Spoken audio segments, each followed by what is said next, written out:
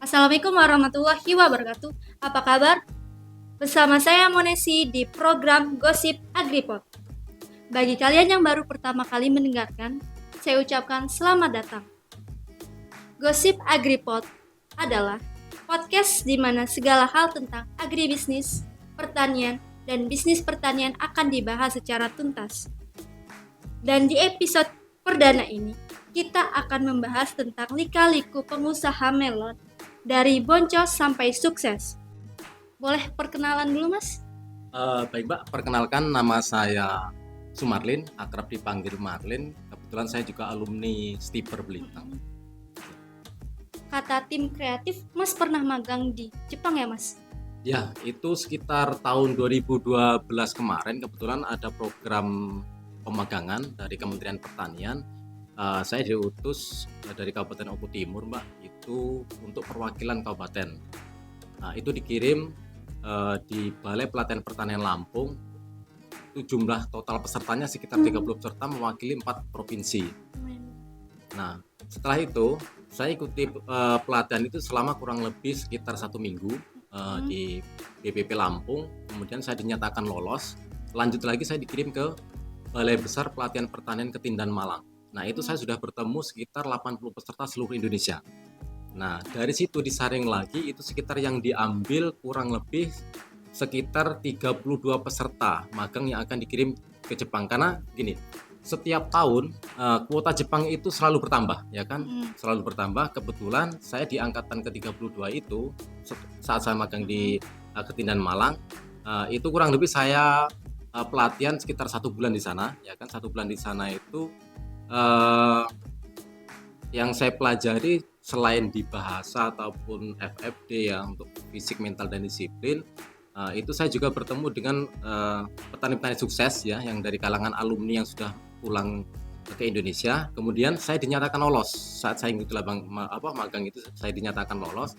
Kemudian saya dikirim lagi ke PPMKP Ciawi Bogor. Itu setelah saya dinyatakan lolos untuk setiap pemberangkatan di Jepang.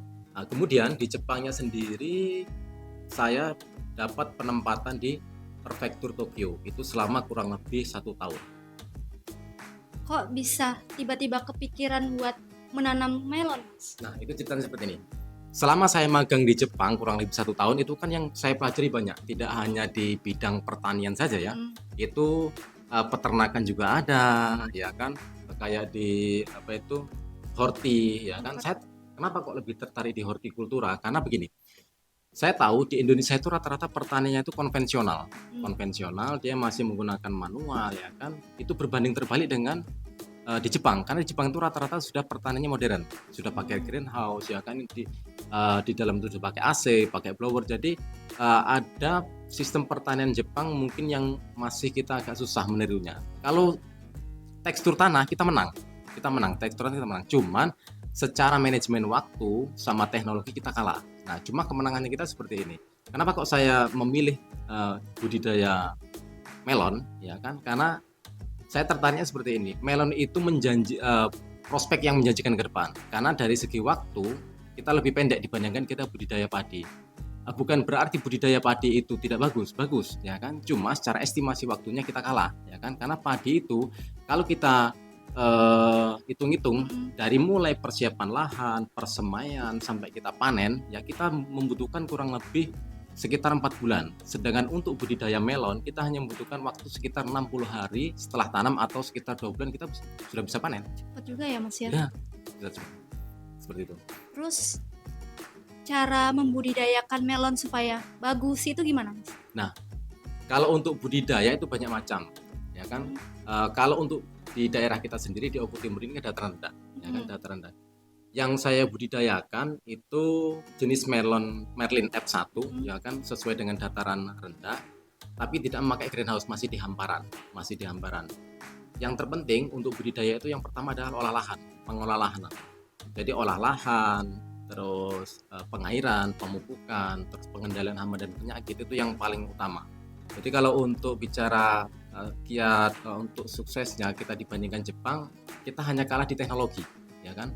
Kalau sumber daya manusianya bolehlah kita sama-sama belajar pasti kita bisa. Cuma untuk teknologi seperti greenhouse atau pemakaian blower AC untuk di dalam greenhouse untuk istilahnya rekayasa untuk tanaman, kita mungkin masih ketinggalan. Cuman yang saya pelajari, saya nggak semuanya yang saya dapat dari Jepang saya pelajari di sini, ya kan, saya terapkan di sini. Cuman saya tertariknya di budidaya melon itu, di sini ternyata di hamparan pun itu juga bisa menghasilkan.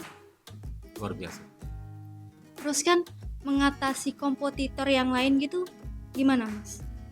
Kalau untuk kompetitor di Horti sendiri di melon, ya kan, kita fokusnya untuk buahnya saja ya. Untuk Iya, buah. kompetitor itu misalnya kita ada pesaing nih, kita pesaingnya di pasarnya atau di budidayanya. Yang penting kita konsentrasi di budidayanya, ya kan. Kalau buah kita perfect, lalu pasar mana yang akan kita incar? Misalnya kita di pasar-pasar supermarket, ya kan. Iya. Nah, buah di supermarket itu rata-rata berapa yang mereka minati, ya kan? Seperti itu. Tapi kalau untuk di kisaran daerah kita, ya kan, rata-rata masuknya untuk pasar lokal, pasar tradisional, ya kan. Sebagian kalau buah-buah yang biasa dikatakan perfect, ya, buah-buah yang bagus, baru kita bisa masuk supply untuk supermarket. Sebenarnya kita bisa kerjasama dengan minimarket ya, kayak Indomaret, Alfamart, itu bisa, cuma kapasitasnya nggak terlalu besar, seperti itu. Boleh. Omset dari menanam melon ini berapa sih, Mas?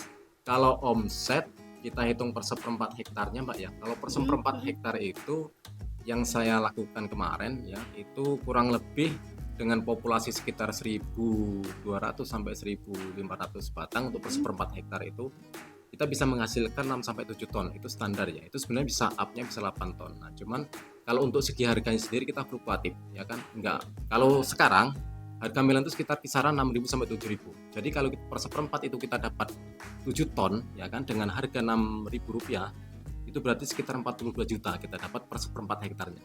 Dibandingkan dengan padi, kalau padi itu per seperempat, jika kita dapat 1,5 ton GKP, ya kan, dengan harga 4.000, kita kisaran dapat sekitar 6 juta, itu masih kotor. Wah, artinya orang tanam melon bisa sukses ya, Kak, ya? Insya Allah bisa sukses. Luar biasa. Teman-teman patut ditiru ya. Usaha melon hasilnya sangat memuaskan dan sangat inspiratif sekali. Baik, ada satu pertanyaan dari audiens via Instagram. Untuk strateginya, apa sih usaha untuk bisa scale up dan bisa tumbuh berkembang? Untuk itu saya sebenarnya gini, Mbak, ya, saya bisa memasang, kita membuat seperti jejaring usaha, ya kan, karena saya termasuk alumni Bank Jepang, saya punya jejaring usaha nasional, ya kan.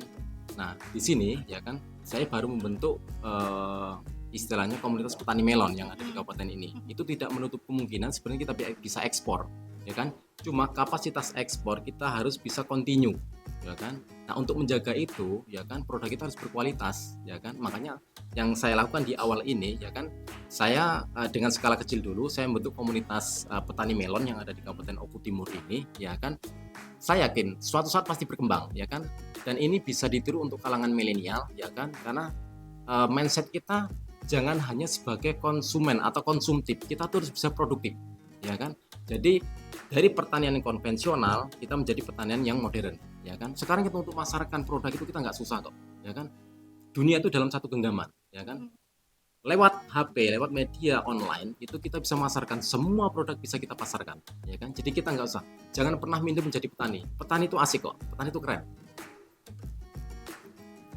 Baiklah, kita dapat menarik kesimpulan bahwa dari bertani melon seperempat hektar saja kita sudah dapat menghasilkan 42 juta.